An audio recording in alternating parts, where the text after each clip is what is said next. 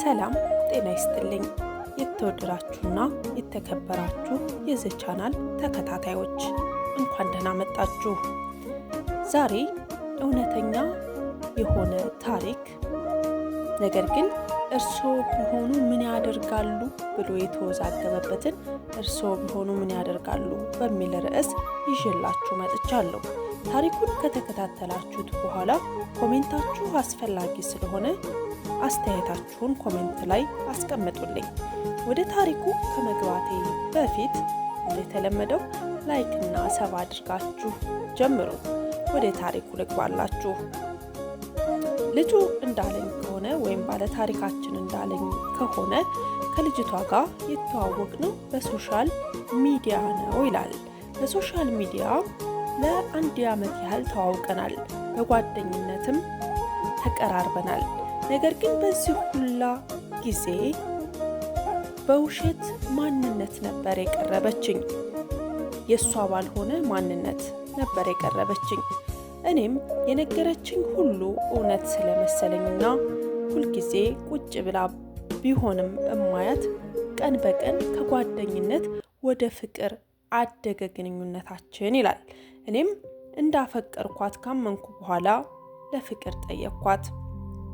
እሷ ግን እየተግደረደረች ነበር። ማለትም ፍቅሬን ላለመቀበል በጣም ብዙ አመንትታ ነበር።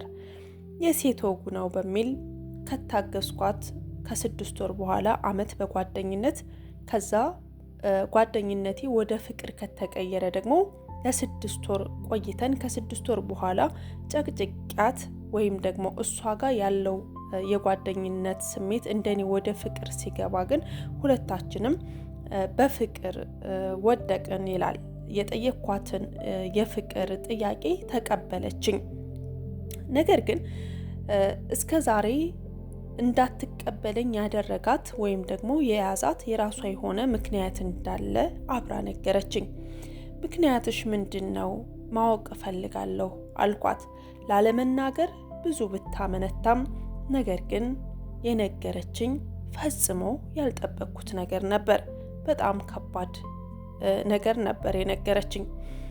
ነገር ግን ለምን ታዳ ቀድመሽ አልነገርሽኝም? እንደዚህ አይነት ኬስ ካለብሽ ለምንድነው ከኔ የደበሽው አልኳት። እሷም እንዳላጣ ፈርቼ ነው። በጓደኝነት እንዳለን እኔ እናንተ ፍቅር ግንኙነት ድረስ እንሄዳለን ብዬ አላሰብኩም ነበር። የፍቅር ግንኙነት ወይም ደግሞ እንዳፈቀርኩ ሳምንና አንተም እንደምታፈቅረኝ ስትነግረኝ ግን እውነታውን መናገር አለብኝ ብዬ ነገርኩህ። እናም እውነታው ይህ ነው ብላ የነገረች ታሪክ እጅግ በጣም አሳዛኝ የሆነ ታሪክ ነበር። አሁን የፈራሁት ወይም ደግሞ የሰጋሁበት 2 መንገድ አለ። የመጀመሪያው ነገር የነገረችኝን ታሪክ አምኜ ወይም ደግሞ ተቀብዬ ፍቅሬን መቀጠል ወይስ ፍቅሬን ቀጥቼ የወደፊት ህይወቴን ማስተካከል። የነገረችኝ ታሪክ ወደፊት የሚባል ተስፋ የለውም። ነገር ግን እኔም ነገ የሚባለው ህይወቴን በተስፋ እንጂ ዋስትና የሆነ ነገር የለምና ነገ የሷን አይነት ነገር እንደሚደርስብኝ እርግጠኛ አይደለሁምና ልቀበላት ወሰንኩ። አሁንም ግን ልቤ መንታ መንገድ ላይ ነው ያለው። አንድ ልቤ የደረሰባትን ጉዳት መናገር አልፈልግም ብሎ ነው የጻፈልኝ። ምን እንደሆነ ብናገር ለመፍረድ የሚጠቅመን ነበር። ነገር ግን እንደ ታሪኩ እንደምረዳው ከሆነ ትንሽ ከበድ ያለ ታሪክ ይመስለኛል። በተለይ ደግሞ ነገ እኔ እንደሷ የማልሆንበት ምንም አይነት ምክንያት የለም ሲል የሆነ የአካል ጉዳት አይነት ነገር ይመስለኛል። አላሁ አለም እንትን የሆነ ግምታው የሆነ ነገር ነው። እሱ ግን የጻፈልኝ ከባድ ነገር ነው ብሎ ነው እንደወረደ ወይም ደግሞ እንደላከልኝ ነው እያነበብኩት ያለሁት። ስለዚህ እሷ ጋር ብቆይ ብቸኛ እንደመሆን አውቀዋለሁ። ወደፊት የሚባል ላይፌ ራሴና እሷ ብቻ ነን የምንቀጥለው። ፍቅሬን ላስቀድምና ሌላውን ለፈጣሪ ልስጥ ወይስ ደግሞ እሷን ትቼ ፍቅሬንም ትቼ የራሴን የሆነ ህይወት ልቀጥል? ከዚሁ ጋር ደግሞ ሌላ ሳልነግርሽ የማላልፈው ነገር ምንድነው? እኔ ብቸኛ ነኝ። የራሴ የሆነ ልጅ ሊኖረኝ እፈልጋለሁ። ነገር ግን እሷ ጋር ያለን ህይወት ልጅ የሚያስገኘኝ ነገር አይመስለኝም። ከዛ በላይ ግን በጣም ከባዱ ነገር ምንድን ነው? ሱሰኛ ነች። የምን ሱስ እንደሆነ አላሁ አለም፣ ሱሰኛ ነች። ስለዚህ ይህንን ሱሷን አምኖ መቀበል በጣም ከብዶኛል። እባካችሁን እርዱኝ የሚል ነው የላከልኝ። እስኪ እናንተ በዚህ ቦታ ላይ ብትሆኑ ምን ታደርጋላችሁ? በእርግጥም የፈጣሪ ትዕዛዝ ነው ፍቅሬን ላጣጥም ብላችሁ ትገባላችሁ? ወይስ ደግሞ እኔ ብቸኛ ሁኜ ምንም ህይወት ሳይኖረኝ መሞት አልፈልግም ብላችሁ እሷን ትታችሁ ትሄዳላችሁ? እስኪ እናንተ ብትሆኑ እዚህ ጋር ምን ይሰማችኋል? ይሄ ስሜት እናንተ ላይ ቢሆንና ይሄ ችግር እናንተ ላይ ቢሆን ወይም ደግሞ እኔ ላይ ቢሆን ብላችሁ አስባችሁ እዚህ ጋር ያላችሁን አስተያየት ብትነግሩኝ ደስ ይለኛል። እንደኔ ግን ልጁ ይከታተለዋል ብዬ አስባለሁ። ያው ሸርም ስለማደርግለት ኮሜንታችንንም ስለሚያይ እንደኔ ብዬ የማስበው ግን እንዳለው የሰውነት አካላችን በኮንትራት የያዝነው እንጂ ወይም ደግሞ በአደራ የያዝነው እንጂ በዋስትና የያዝነው አይደለም።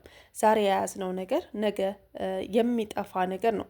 በዛ ላይ ደግሞ ልጅ የሚል ነገር ጠቅሷልና ምናልባት የመሃንነት ችግር ወይ ደግሞ ሌላ አይነት ችግር ከሆነም ደግሞ እሱ እንደዛ እንዳልሆነ እርግጠኛ ሊሆን አይችልምና የፈጣሪን ትዕዛዝ ቢጠብቅ ባይነኝ። እውነትም የሚያፈቅራትና እሷ የምታፈቅረው ከሆነ በፍቅር ምንም የማይሆን ነገር የለም።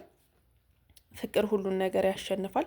በፍቅር መሀል ደግሞ ፈጣሪ የሚባል አካል ስላለ ደግሞ የፍቅራቸውን ጽናት አይቶ ፈጣሪም የሚያስተካክልበትን መንገድ ይፈጥራል ብዬ አስባለሁ። እናም ወንድሜ ይሄ ነገር በእርግጥ ይከብዳል።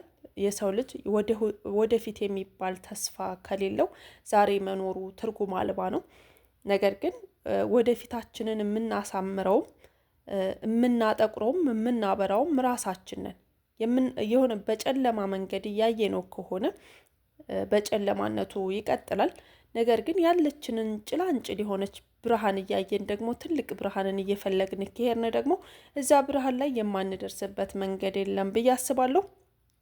ነገር ግን ለኛም ያስተምረናል ብዬ አስባለሁ። እውነት ለመናገር በዚህ ኬዝ ላይ ያለን ሰዎች ሊኖሩ ይችላል። በአካል ጉዳት፣ በመሃንነት ወይም ደግሞ በተለያየ ኬዝ እነዛ ሰዎች ደግሞ የሆነ የበታችነት ስሜት ይሰማቸውና ማንነታቸውን ደብቀው ይቀመጣሉ። ማንነታቸውን ደብቀው በውሸት ማንነት ይኖራሉ። አንደኛ እነዚህ ሰዎች ወደፊት መውጣት እንጂ ወደ ጓዳ መቅረት አለባቸው ብዬ አላስብም። ምክንያቱም ፈልገውና ወደው ያላመጡትን ነገር በፈጣሪ የሆነን ነገር መታገልና ታግሎ እንደ ማንኛውም ሰው አላማ ኑሮት ለአላማ መታገል እንጂ ወደ ጓዳ የሚያስቀር ነገር ነው ብዬ አላስብም። አንደኛ ብርታትም ልትሆናት ይገባል። እንዳልከው እውነተኛ የቸገረህን ነገር ግልጽ ብታደርግልን በዛ ላይ ተንተርሰን መናገር የምንችለው ነገር ይሆን ነበር። ነገር ግን ነገርከንም አልነገርከንም አንተ ለዚች ልጅ ብርታት፣ ጥንካሬ ልትሆናት ግድ ነው። አንተ ከራካት ወይም ደግሞ እሷም የእውነት አንተ ጋር በፍቅር ግንኙነት ላይ ሆናችሁ የራስህን ይዘህ ከራክ በጣም እሷ ጋር የሚደርሰው የሳይኮ ጉዳት ቀላል አይሆንም እና አንዳንድ ጊዜ ደግሞ ፈጣሪ የምንችለውን እንጂ የማንችለውን ነገር አይሰጠንም። ይህንን አምነህ ፍቅርህን ብትቀጥልና ቀጣይ የሚሆኑን ደግሞ ለፈጣሪ ብትተውላለሁ። የነበረን ቆይታ ይሄን ይመስል ነበር። ጓደኞቼ የተሰማችሁን ነገር ደግሞ እናንተን ብትጽፉልኝ ደስ ይለኛል።